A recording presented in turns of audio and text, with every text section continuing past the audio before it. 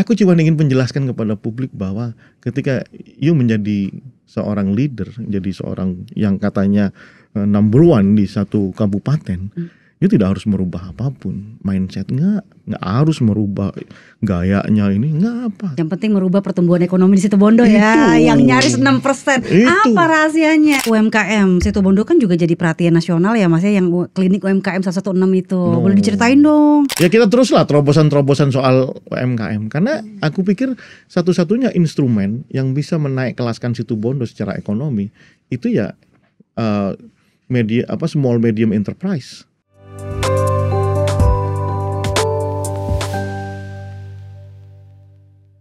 Jumpa lagi di Suara Lokal Mengglobal, suara pemimpin daerah untuk Indonesia bersama saya Dian Mirza. Di episode kali ini tamu istimewa kita sosok muda, sukses, energik, keren pokoknya, dan talentanya banyak banget. Keahliannya di bidang entrepreneurship, leadership, manajemen organisasi, dan research membawanya menjadi pemimpin daerah Situbondo, dan ia dijuluki sebagai bupati keren dan modern. Siapa lagi kalau bukan Mas Rio? Gimana nggak keren, coba datang banyak banget atribusinya. Halo teman-teman, apa ini teman-teman lokal mengglobal. Iya, thank you loh udah mampir Terima di kasih. podcast kita. Gimana nggak keren, coba ya teman-teman kesini, bupati mana yang kesini naik ojek online tanpa tutut. Kok bau sih kesini naik ojek online? Gimana ceritanya? Ya dari mampir-mampir lah. Mampir-mampir, pengen cepet ya naik ojek aja, kan biasa di Jakarta pakai ojek. Iya ya. Tapi jarang lah kalau yang udah memimpin mau. Kan orang nggak tahu kalau aku bupati. Orang Jakarta kan nggak tahu. Iya Baru sih. tadi di bawah aja tahu si teman yang menjemput. Itulah pemimpin yang dari bawah seperti itu ya. biasa aja sebenarnya. Mas, sampean kan lahir sampai besar di Situbondo. Apa sih kenangan yang paling melekat, pelajaran yang paling membekas gitu, yang membentuk seorang Rio sampai hari ini? Aku udah ikut podcast di mana-mana, baru sekarang ada pertanyaan begitu. Serius. Ya, karena itulah yang membuat manusia itu akhirnya akan seperti apa di masa depan. Kenangan di waktu kita kecil, apa yang kita dapatkan ketika kecil itu namanya disposisi psikologis lah. Ini ahli psikologi. Enggak lah. Ya kan? Bentuk awal kita menerima informasi yang direkam dalam alam bawah sadar, ya itulah yang akan menjadikan kita. Termasuk ketika aku jadi bupati, ya impian-impian itulah yang ingin aku wujudkan. Apa itu? Pertama, Situbondo itu sebagai kampung halaman dibilang kota lintasan. Tempat buang kencing aja kalau orang mau ke Bali. Sedih kan? Gak dilihat lah ya. Gak dilihat. Sedih jadinya. Jadi aku pengen ya bergegas. Ayo mumpung jadi bupati, ide-ide yang out of the box harus kita kita buktikan sekarang. Dan ini dalam proses untuk itu. In the making the news to Bondo lah, kira-kira begitulah proses lah. So is it your dream becoming a politician? Enggak juga. Cuman memang aku seorang aktivis. Jadi ya kayak politik itu kayak sesuatu yang common sense. Kayak sesuatu yang nggak perlu dibicarakan, ya sudah kita harus terlibat, ada di situ. Gitu loh. Kayak ada tanggung jawab sosial, moral di situ ketika ada sesuatu, ya kita hadir di situ secara politik. Baik sebagai aktivis, sebagai aktor, sebagai pelaku, organisatoris partai misalnya ya, atau menjadi leader di di beberapa level, baik di level lokal maupun nasional. Jadi kehadiran kita dengan ide-ide kita itulah yang coba kita tawarkan ke masyarakat sebagai bagian dari bagaimana sih mimpi-mimpi. Jadi setiap community itu kan punya mimpi masing-masing kan. Nah itulah bagaimana kita wujudkan itu, bisa nggak? Nah akhirnya masyarakat Situbondo itu setuju ya, buktinya aku menang, berarti kan setuju tuh sama dengan ide-ideku yang aku coba offering ke mereka. Mau Situbondo nanti di era saya akan seperti ini. Ide dasarnya adalah bagaimana kita merubah mindset dari yang tradisional menjadi entrepreneurial. Oke, kita mundur sedikit nih Mas Rio, sebelum jadi bupati kan. Anda juga pengusaha kedai kopi gitu ya, terus jadi konsultan politik nasional juga kurang lebih 15 tahun gitu. Apa sih sebenarnya sampai jadi sekarang jadi bupati gitu? Apa sih sebenarnya seorang Rio cari dan titik baliknya tuh apa? Ini jadi aku selalu bilang begini sama anakku aja lah ya, sama anakku yang laki-laki itu. Orang yang paling hebat adalah orang yang berguna buat orang lain. Itu aja. Kalau cari apa, cari duit, ya bukan bupati tempatnya kan. Jadi konsultan banyak duit. Ingin jadi orang yang berguna, bermanfaat. Iya, Kan jadi jalurnya itu banyak, sangat Mas. makro ya, sangat Iya, makro banget iya. ya, makro banget. Tapi paling tidak gini, aku dengan jadi leader, aku sekarang bisa ngurusin uang hampir 2 triliun sebelum dipotong. Setelah dipotong tinggal 1,6 sekian lah. Oh, jadi Gitu ya. 1,6 ya. Iya, setelah sebelum dipotong gitu. Ya, bayangkan dari yang tidak tahu duit segitu banyaknya, sekarang itu di tanganku. Ya, dan aku bisa mendistribusikan kekuasaan itu dengan semua idealita yang aku bangun dari bawah bersama kawan-kawan. Kita wujudkan. Contohnya, misalnya tentang bagaimana nasib guru-guru yang selama ini bekerja puluhan tahun dibayar cuma 200.000, 300.000. Coba, nggak ada orang yang teriak soal itu. Bagaimana mau mencerdaskan kehidupan bangsa, sementara perut guru-guru kita masih di eraku nggak boleh lagi ada seperti itu. Ya kan, ada nggak duitnya? Ada dong, harus ada. Mensiasati anggaran yang dipangkas itu gimana, Mas? Iya, harus mengkorbankan semua kebiasaan nyaman. Contoh misalnya uang lembur, SPPD, ATK, Make sense. ya. Dan ya tetap tidak cukup sih menurutku. Tapi ya mau tidak mau, kita kan petarung. Jadi nggak menggerutu, mengeluh, enggak. Tapi kita tetap sampaikan ke Mendagri, kita sampaikan ke Menkyu bahwa ya ini terlalu berat untuk pos anggaran ini. Tapi oke, kita coba nanti. Ya kan? Karena memang di belahan dunia di belahan kabupaten lain tuh ada yang lebih-lebihan Dian. APBD-nya situ Bondo ada 2 kali lipat bahkan ada gitu loh. Nah itu mungkin yang dilihat oleh Menkyu, kemudian agak digeneralisir, dikurangin semuanya. Kok jadi ngomongin duit ya? Itu formalistik gitu ya. Dan cenderung ya Kaku. aristokrat. Ya, aku keluar dari itu semuanya. Karena itu tadi aku melawan feodalisme yang dulu. Ya itu tadilah aku belajar tentang demokrasi, aku belajar tentang ini, ternyata feodalisme itu di dalam kekuasaan, dalam konteks demokrasi itu tidak diperkenankan. Gitu ya. Nilai feodalismenya gitu ya. Itu. Jadi aku berusaha, ya aku lawan tuh dari dulu tuh aku lawan, dan sekarang jadilah Rio yang seperti ini, yang ketika jadi bupati ya tetap aja nggak ada, aku nggak merasa. Aku pernah kemarin di hotel, ya karena yang booking itu bukan dari ajudan, tapi dari orang lain di Malang. Waktu itu aku ngisi jadi pembicara. Selamat datang Bupati Situbondo. Aku kaget. Apa-apaan sih ini? Aku kadang nggak mau yang pakai begitu-begituan lah ya. Bukan, maksud gini, aku kadang-kadang nggak nyadar kalau aku tuh bupati. Oke. Gitu. Tetap aja aku main bola sama anak kecil biasa, mau nongkrong di jalanan juga biasa. Kayak tadi you ask me about ojek online, ya itu ya biasa aja. Apa yang aku nggak merasa sesuatu yang berbeda. Ya kemana-mana juga paling cuma sama ajudan. Dengan merubah culture seperti itu, ada yang protes nggak? Banyak. Kadang aku live TikTok pakai baju kaos dalam doang, itu pernah diprotes. Kosoblong.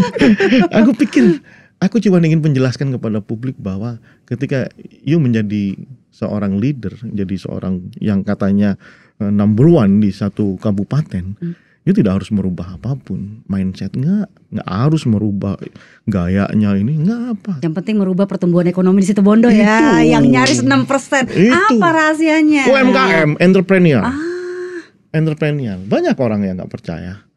Situbondo itu bukan dianugerahi mineral, minyak oleh Tuhan. Tidak ada. Tidak bisa kita eksploitasi sehingga kita dapat dana bagi hasil. Enggak ada. Yang ada itu apa? Kita dianugerahi jalur lintasan paling panjang di tanah Jawa. Dulu nama kabupaten adalah Panarukan. Ya. Ya. Ya. Nah, orang mau ke Bali pasti lewat Situbondo. Ya udah kita manfaatkan, kita perbaiki pariwisatanya, UMKM-nya kita latih, kita kasih insentif, kemudian kita dianugerahi sebagai kabupaten UMKM pertama di Indonesia. Kenapa? Ya dari situlah ekonomi bergerak. Mengandalkan APBD, apalagi udah dipotong, government spending, apakah jalan dengan penduduk hampir 700.000? Enggak akan jalan. Ya itulah. Aku kemana-mana aku tawarin mangga Situbondo tuh. Semua orang aku tawarin, mau nggak? Aku kirimin dulu, pakai dana kita dulu. Nanti kalau udah tertarik, nah mereka pasti beli. Emang beda pemimpin daerah kalau awalnya seorang entrepreneur ya. batik kemana-mana aku pakai batik Kelor. Kenapa Kelor? Batik Kelor karena di Situbondo itu gampang banget tumbuh lamoringa. Oh, lamoringa, ya. Kata orang Situbondo, marongki atau Kelor. I see. Nah, disitulah identifikasi sosialnya orang yang makan Kelor atau moringa itu dianggap orang miskin. Padahal bagus banget loh buat ASI. Nggak terima buat aku nih, dia nggak terima aku. Beneran. Akhirnya apa? Udah kampanyeku sekarang ada acara tetap harus pakai Kelor. Aku bikin batik Kelor, aku promoin supaya apa? Supaya mentalnya itu berubah. Bahwa yang makan Kelor di Prancis itu jadi superfood. Yes. Kenapa kemudian di tempat Situbondo yang kamu potong, tanam, besoknya tumbuh? 3 bulan aku makan daun kelor terus biar asinya lancar ya kan? Itu dia, ya kan? Nah, itu satu lagi batik Ciprat yang dibuat oleh teman-teman difabel. Ya kan? Bahkan kelompok-kelompok seperti itu yang berkebutuhan khusus kita develop mereka supaya mereka punya aktivitas ekonomi dan udah banyak permintaan batiknya. Perannya sebesar apa itu Mas? Ekonomi kreatif inklusif kayak gitu di Situbondo? Loh, mereka kan kalau mau bicara tentang sosiopreneur harusnya itu dong. Selain ekonomi ada dimensi sosio di situ, sosialnya di situ kuat sekali. Gitu kan. Mereka kan dianggap tidak bisa memenuhi persyaratan sebagai tenaga kerja yang pada umumnya. Ya, kemudian kita latih ternyata mereka bisa. Batik Ciprat hanya mencipratkan kuas ke dalam kepada kainnya. Dari ketidakberaturan itulah muncul estetika yang luar biasa indah. Apalagi dibuat oleh teman-teman difabel. Ya kan? Kalau ini kita tarik ke dalam wacana fair trade, harusnya ini nih. I see. UMKM Situbondo kan juga jadi perhatian nasional ya Mas ya, yang klinik UMKM 116 itu. Boleh diceritain dong. Nah, itu idenya dari seorang camat yang aku apresiasi. Jadi setiap satu ASN itu handle satu UMKM selama 6 bulan, 116. Satu ASN, satu UMKM selama 6 bulan. Jadi mereka di-develop dari yang tidak punya NIB, sertifikat halal dan lain-lain. Bagaimana digital marketingnya itu di mereka gitu. Ya kita teruslah terobosan-terobosan soal UMKM karena aku pikir satu-satunya instrumen yang bisa menaik kelaskan Situbondo secara ekonomi itu ya small medium enterprise. Katanya Mas Rio juga kepengen birokrasi juga dijalankan seperti entrepreneurship, itu gimana Mas ceritanya? Mentalnya. Oh, mentalnya. Mentalnya dan culture-nya. Apa sih entrepreneur mindset itu? Entrepreneur mindset itu terbuka, dynamic, ya, terus kemudian flexible, sensing dan very loyal sama customer. Bukan loyal sama bupati gitu loh. Sense. Itu mereka kan punya, ya kalau kita belajar tentang budaya birokrasi di Indonesia, sangat aristokratik, sangat feudalistik. Takutnya sama bupati, saya bilang enggak, jangan, takutnya sama masyarakat dong. Dan semua harus transparan. Dan merubah itu tidak mudah karena sudah berpuluh-puluh tahun seperti itu. Sebenarnya semuanya itu, saya punya penelitian tentang itu. Jadi Indonesia juga seperti itu. Ya nggak apa-apa, yang penting kita sebagai bupati sudah mengajak mereka untuk ke jembatan baru namanya entrepreneurial mindset. Siapa yang tidak ikut naik ke jembatan itu ya tetap akan ada di sisi sini, akan tertinggal. Ngomongin soal potensi bisnis di Situbondo ya, kopi, terus juga edamame Situbondo sudah nembus pasar global. Ini kan salah satu faktor penting untuk untuk ekspor ini kan menjaga kualitas. Nah, Mas Rio gimana nih strateginya untuk menjaga kualitas, terus juga untuk berkesinambungan produksi dengan petani lokal seperti apa? Ya, yang paling banyak dikirim itu sebenarnya ini, Dian, satu kopi sama furniture. Furniture, jadi furniture sama handicraft lah ya, 3 inilah yang paling banyak diekspor ya. Satu kopi, kemarin bersama Kementerian UMKM kita mengirimkan ekspor kopi yang dihasilkan dari sisi utara Gunung Argopuro. Ya, nah itu di ketinggian 1.800 mdpl. Gimana caranya supaya sustain kopi dan segala macamnya? Ya mereka selalu kita ajak bertemu. Paling tidak ya, kalau bicara kopi, Monitoring. hampir semua dinas dan pendopoku itu ada kopi Situbondo, nggak boleh ada kopi dari luar, apalagi kopi sasetan. Terus kemudian untuk handicraft ya semua kita pakai. Kita ikut ikut pameran di mana-mana. Yang paling banyak itu sebenarnya ini yang harus naik kelas karena ini omsetnya paling besar. Kerajinan tangan kerang ya. Itu sampai ke Chile, Paraguay, India, Belanda, Cina gitu ya. Cuman mereka masih belum bisa ekspor sendiri. Nah, kalau sudah bisa ekspor sendiri, nah itu baru naik kelas tuh. Sehingga uang kan berputar di situ Bondo. Kunci ekonomi kita kan perputaran uang aja. Semakin banyak perputaran di Situbondo artinya semakin banyak neraca atau transaksi ekonomi, ya semakin bagus. Kalau ngandelin cuma 1,7 triliun dari government spending mah.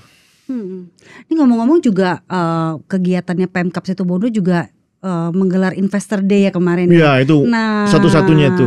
Itu gimana satu-satunya itu ide A itu. Gimana membuat Situbondo ramah investasi? Jadi awalnya banyak yang mengeluhkan Situbondo itu tidak ramah investasi, tidak business friendly. Kenapa? Karena banyak diusik sama LSM. Iya kan? Nah, sekarang kan bupatinya Ultraman, gitu kan? LSM-nya kita lawan, yes. Ya, kita didik, kita ajak bicara. Kalau masih ini ya, akhirnya ya sudah. Kita ingin declare bahwa Situbondo sekarang sudah berbeda. Banyak kemarin yang datang dan ini sudah proses sudah banyak yang mau invest di Situbondo. Bisa investor kan kita gini loh, kita kalau mengandalkan government spending, swasta tidak dihidupkan, ya berat dong. Ini kan pasti job creation, iya kan? Job creation, investasi itu job creation. Terus kemudian kalau udah job creation maka pengangguran akan berkurang. Kemudian daya beli pasti akan bagus, perputaran uang juga akan bagus gitu ya. Dan ini menjadi tanda bahwa satu kabupaten itu pengen maju. Apa kuncinya? Investor. Karena investor itu kalau sulit masuk berarti ada masalah di kabupaten itu. Pasti ada masalah karena dia butuh kepastian di situ kan. Satu perizinan, kemudian kepastian misalnya kebutuhan lahan di Vietnam itu kan. You mau minta lahan di mana kita carikan. Nah, aku mau kayak gitu. Aku udah bolak-balik aku bilang, yang ngatur. Bupatinya. Sekarang ya kemarin tuh butuh lahan di mana? Oke, aku carikan. Itu. Ada temanku mau tanam bikin tambak. Yaudah aku carikan. Iya, investor kan gak mau ribet. Jadi bupati bukan sekarang bukan jadi head of administrator, bukan. Jadi BA.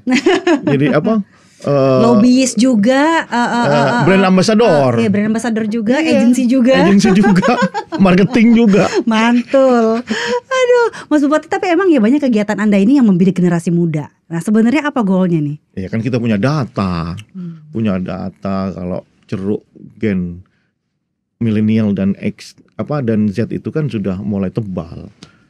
Ya kan basisnya tetap data. Kita kan lembaga survei. Ampun. Dan kita ke sisi pariwisata nih, Pasir Putih. Punya itu. Event bulanan yang destinasi tematik juga nih. Gimana nih supaya membuat wajah Situbondo kabupaten wisata masa depan? Itulah caranya kita untuk membuat Situbondo itu, karena ini pelintasan. Ya paling tidak orang mau ke Bali mampirlah. Tapi kalau di Pasir Putih itu jelek, kotor, fasilitasnya tidak oke, gimana orang mau mampir? Itu tadi aku bilang tempat kencing doang gitu loh. Itu persepsi yang aduh, tapi aku terima. Miris. Aku terima ya sebagai seorang yang sangat open minded, aku terima. Cuman kan kita harus bergerak. Bagaimana kita merespon itu? Nah, responku adalah kita ganti manajemennya. Kemudian kita perbarui secara sistemnya pakai digital sekarang. Naik langsung. Susah nggak tuh ngerubah mindset? Ya di demo. Di demo aku. Iya bener-bener. Di demo, Pantura ditutup. Pas aku lagi rapat paripurna. Udah aku buru-buru tutup, saya minta maaf karena ada demo di Pasir Putih. Saya langsung ke situ. Dilarang sama Pak Camat, jangan Mas. Jangan kesini karena banyak LSM. Masa bodoh aku bilang, aku datang aja ke situ. Aku tantangin aja mereka. Alhamdulillah. Gitu. Jadi memang apakah mudah? Enggak. Tapi kan kita harus take action. Kita nggak boleh nyerah karena begitu saja. Ya kalau udah the world is changing, we need to change. Betul. Yeah. Semua berubah kan. Dan orang akhirnya memahami mungkin ya. Ini klaimku bisa jadi salah. Oh ini maksudnya Mas Rio gitu. Pejabat-pejabat gak ada yang manggil Pak, panggil Mas. Gak masalah dong. Justru aku yang minta. Okay. Kenapa? Karena itu tadi dunia harus berubah.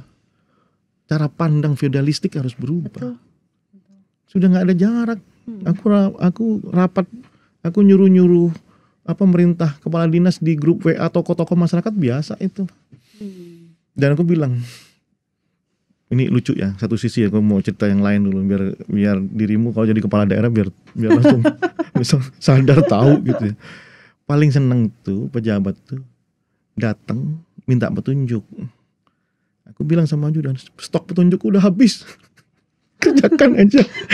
Enggak Mas mau laporan. Iya udah ya Allah laporan bisa pakai WA. Yang penting itu kan action. Jalanin apa yang sudah kita tahu. Culture-nya, budayanya mereka itu harus ketemu sama bupati hanya sekedar mau nanya sesuatu. Padahal kan bisa pakai WA. Bagi mereka itu nggak sopan. Ya elah, saya pikir kita butuh percepatan. Ya kan, mau Zoom, rapat Zoom nggak masalah. Masih banyak yang seperti itu ya. Masih aku pikir semuanya seperti itulah. Karena harus berhadapan. Padahal cuma mau mau bertanya apakah aku setuju apa enggak. Bisa pakai WA, tapi bagi mereka aku nggak nyalahkan, tapi bagi mereka tidak sopan. Makan sopan. Aduh, 3 potensi Mas di situ Bondo yang bisa mengglobal menurut Mas Rio. Pariwisata. Yep. Pertanian sama perdagangan. Ya, pertanian kita itu kalau bicara tebu kita itu dari zaman Hindia Belanda terbaik ya. Manis, paling manis di situ Bondo. Pabrik gulanya dulu banyak. Kemudian perdagangan yang tadi gue bilang ya, perdagangan mulai dari handicraft, kerajinan, furniture, kopi dan lain-lain. Itu bisa mengglobal. Aku yakin sekali. Kemudian yang terakhir pariwisata. Ya, kita punya Taman Nasional Baluran. Afrika Van Java, Little Africa in Java Island, itu di situ, ya. Terus kemudian di situ ada underwaternya juga bagus, tinggal ya butuh investasi. Kita punya Pasir Putih, ini beberapa investor sudah mulai masuk, alhamdulillah. Tidak terlalu tidak terlalu lama lah, ya. Terus kemudian adat istiadat kita, terutama di sana kan dikenal dengan kota santri, kabupaten santri. Banyak pondok pesantren di situ. Nah, aku mau ngambil ceruk penikmat wisata religius. Ya, dengan menarik.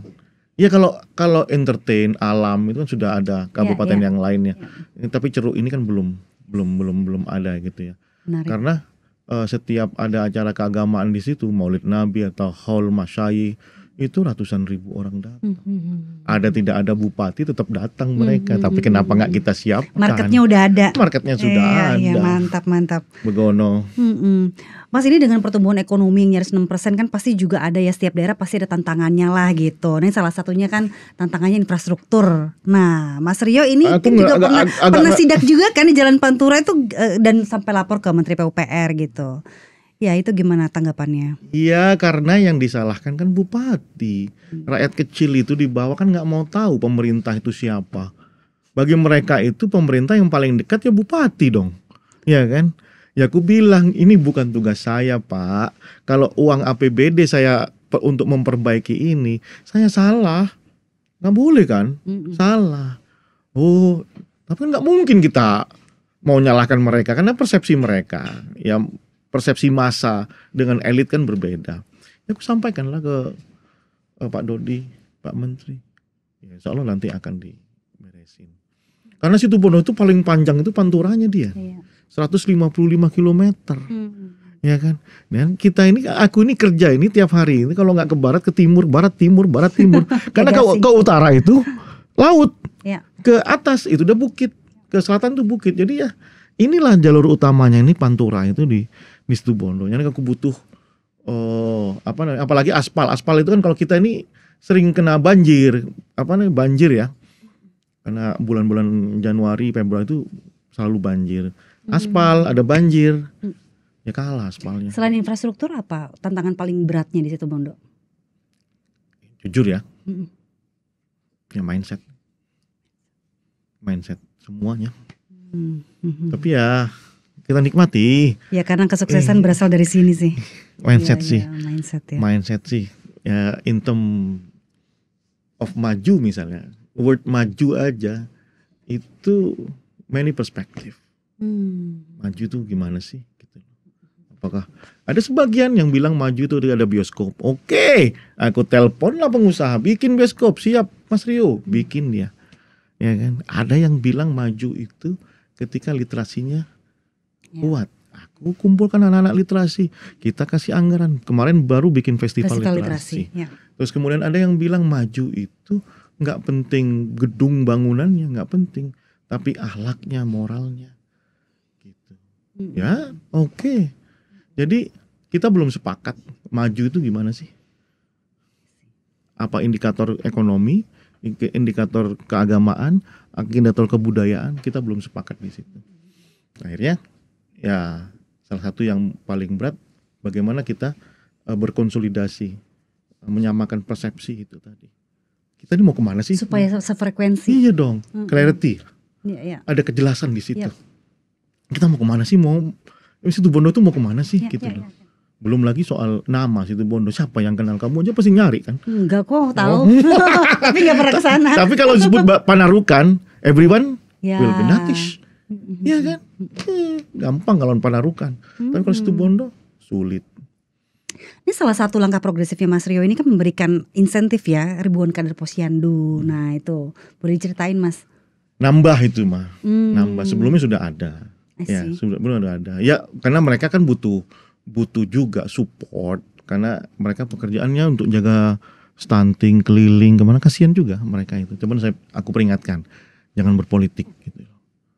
Itu. Stafnya ditambah apa insentifnya dua-duanya? Insentifnya ditambah. Oke. Gitu.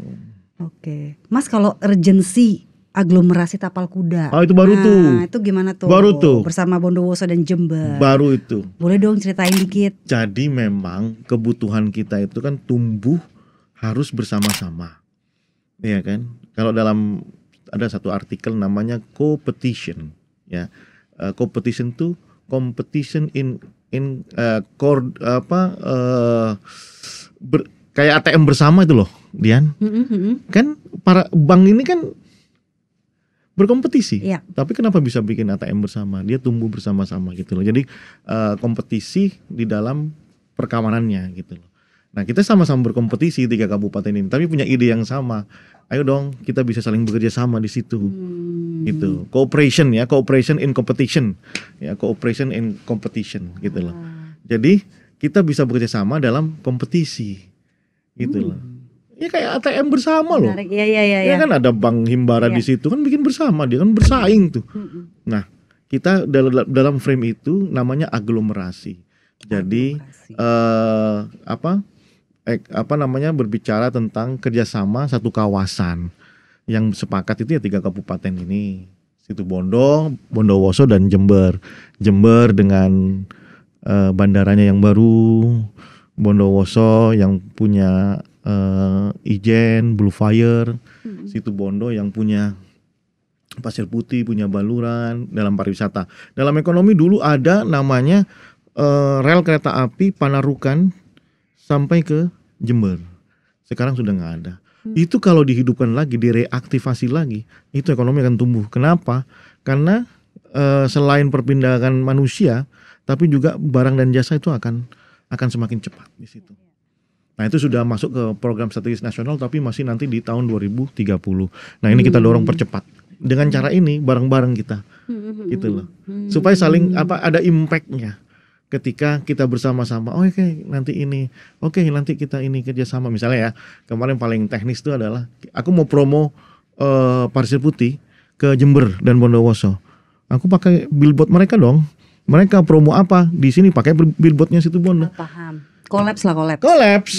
Tapi tetap dalam competition. Yes. Itu sangat menarik sih. Yeah. Itu keren banget. Nah, Mas Rio kan juga suka menekankan nih keadilan restoratif dan toleransi beragama. Nah, itu kenapa terus itu digaungkan? Itu pesan dari diskusinya ringan sama karutan sebenarnya, bahwa orang masuk penjara itu bukannya insaf, malah makin pintar. Hah? Saya bilang, beneran? Iya mas. Tadinya dia tuh cuma nyolong ayam, masuk penjara, dia bisa jadi nyolong mobil karena di situ ada maling mobil, diajarin gitu loh. Tadinya dia bandar kecil, di situ jadi bandar besar. Akhirnya gimana dong? Kembali ke hukum sosial kita.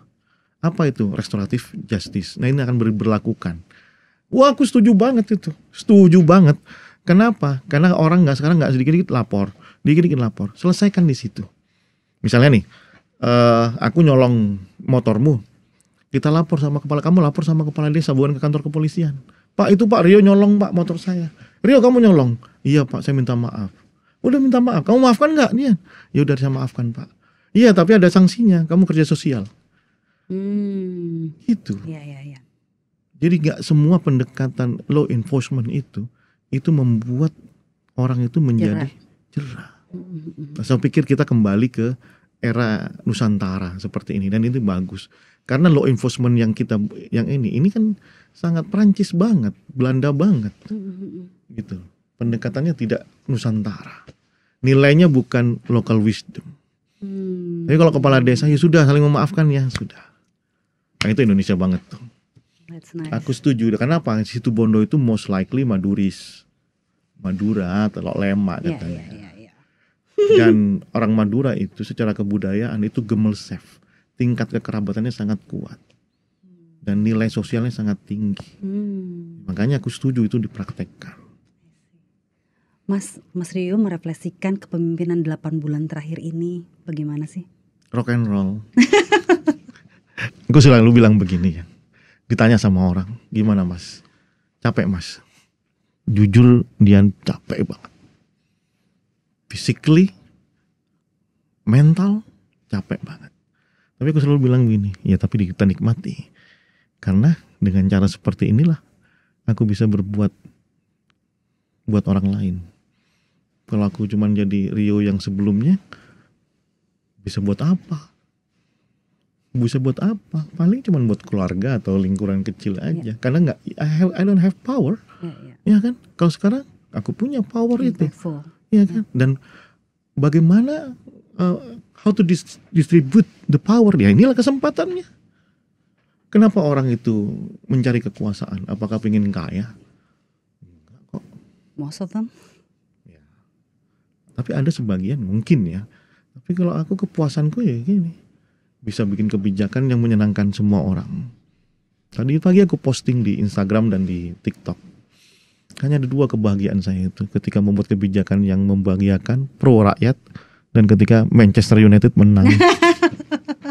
Tapi emang aktif loh di medsos loh. Sebenarnya apa sih yang pengen kita kan seumuran. Kita kan seumuran. Kamu aktif juga nggak? Aktif dong. Iya gitulah. Karena zamannya kan udah berubah. Karakter milenial, kita kan milenial nih. Iya. Ya segitu, aktif di media sosial. Tapi kita tahan, nggak gampang ngeluh kan. Iya dong. Beda sama Gen Z. Nah itu yang mau aku tanyain pertanyaan selanjutnya. Ini gimana tanggapannya seorang Mas Rio? Kan ini juga kita bekerja lintas generasi ya, banyak Gen Z juga gitu loh, banyak yang generasi yang lebih muda dari kita yang katanya mentalnya mental strawberry, kalau ditowel dikit gampang pecah. Emang. Nah itu. Tapi salah kita. Iya dong. Gen Salah Z. zamannya juga nggak sih mereka lahir Gen Z memang itu udah- anaknya siapa kira-kira? Gen Alpha dong anaknya milenial. Hah? Enggak dong. Anaknya baby boomers. Gen Z itu ya, Sebagian. iya kan mencontoh kita. Tapi bukunya Strauss sih sudah mengungkap semuanya sih. Gitu Ya. ya. But what do you think? Dan bagaimana caranya ibaratnya untuk supaya mereka punya mental kayak kita juga gitu? Karena aku Dia tahu kayak konsepnya, kita. aku tahu konsepnya. Ya, jadi kalau mereka itu kan wannabe pengen jadi ikan besar di kolam yang kecil. Oh. Kalau kita pengen jadi ikan kecil nggak apa-apa, tapi di kolam kolamnya yang gede. gede, kayak perusahaan besar. Kita mau niti karir, mereka nggak tahan. Ya kan? Why? Kenapa? Karena mereka itu nganggap dirinya punya kreativitas yang tinggi tidak dimiliki sama milenial.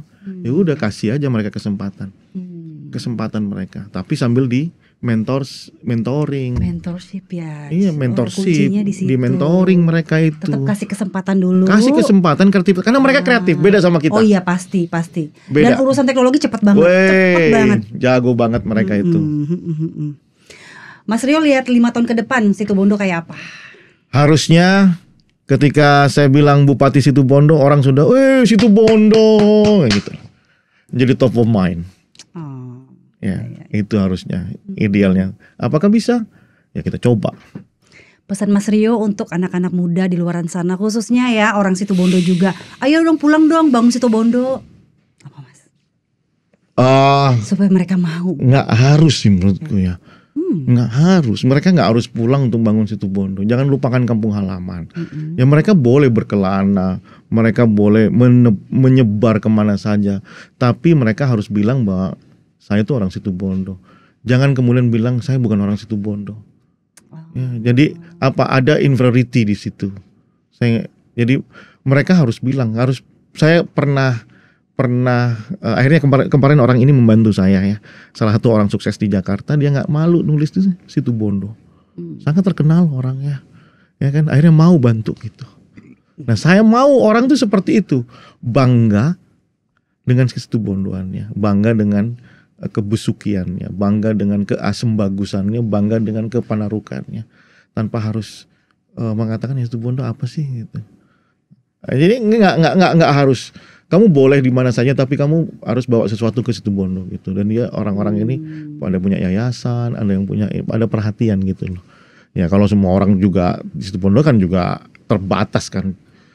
Kesempatan berkarir kan di Situbondo terbatas. Jadi kalau jadi orang kaya ya invest di Situbondo. Kalau kamu punya jiwa sosial tinggi ya bikin yayasan di Situbondo.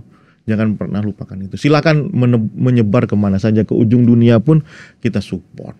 Tidak harus semuanya numpuk di Situbondo. Membangun Situbondo tidak harus ke kampung halaman. Tidak harus ke kampung halaman, tapi ya tengokin dong. Ya kan? Nah pesan untuk kalau pesan untuk anak muda, miracle comes later. Iya dong. That's deep. Ya, miracle comes later. Always comes later. Nggak pernah datang di depan, datangnya belakangan ketika kamu sudah bergerak. Anak Situbondo harusnya dengan kondisi sekarang yang sudah aku angkat semua keinginan mereka ini, ya, harusnya mereka nggak merasa inferior. Sudah, yang paling penting adalah just moving. Miracles comes later. Miracles comes That's later. really nice. Terima kasih Mas Rio atas insightful discussion-nya hari ini, luar biasa. Semoga bermanfaat terutama untuk generasi muda di luaran sana ya, bahwa untuk menjadi ini nih Situbondo naik kelas nih. Tagline-nya. No. Kita gini. Situbondo naik kelas. Di depan sana. Situbondo naik kelas. Pasti dong. Thank you. Sampai jumpa lagi di Suara Lokal Mengglobal di episode berikutnya. Bye bye. Bye.